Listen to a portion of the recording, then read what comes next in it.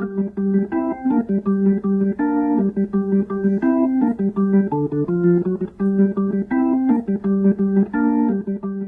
so I went to metaphysicalfarms.com and used their free lye calculator to figure out the amount of lye that we need. And we need 9.4 ounces of lye and then 19 ounces of water. So let's go ahead and measure out the lye and then mix that in with the water.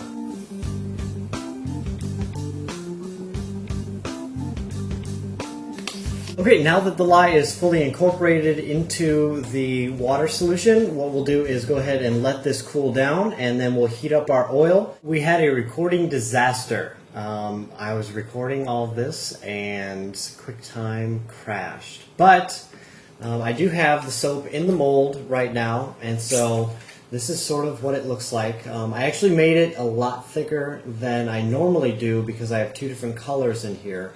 And so I wanted to swirl them together just like cake batter, like you would swirl cake batter together.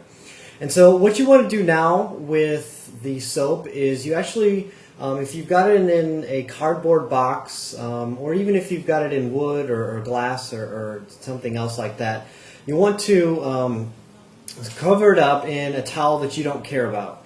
A towel that basically you could throw away if you needed to. And basically what that's for is so that you can keep in the heat. It's going to go through the saponification process now, and it'll actually go through a gel phase and a whole bunch of other processes before it actually becomes the soap.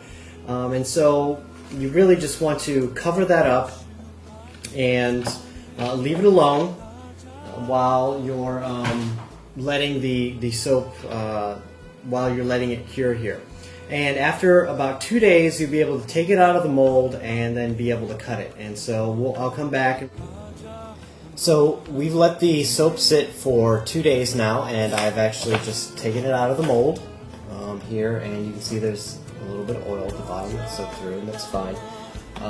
And we just have it sitting here. I have some wax paper laid out. So the things that you'll need to cut, if you want to sort of make your bars even and have the same amount of weight, you'll need a ruler of some sort or some way to measure equal lengths, and then you'll need a knife for cutting. Now what I've done is I've weighed this entire block of soap. It weighs 4 pounds, 15.4 ounces, and its dimensions are 9.5 by 9 by 2.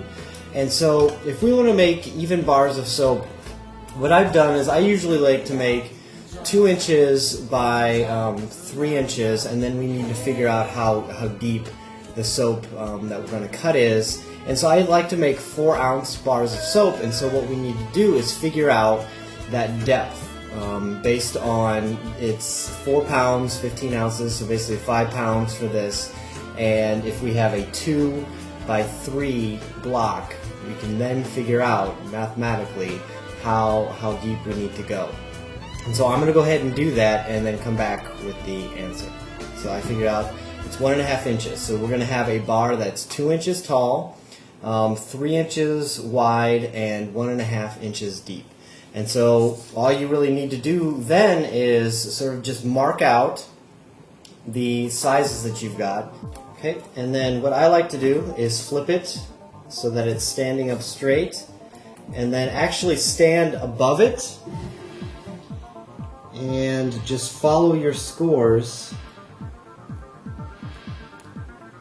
Okay, so we should have, I have 3 blocks here that I've got.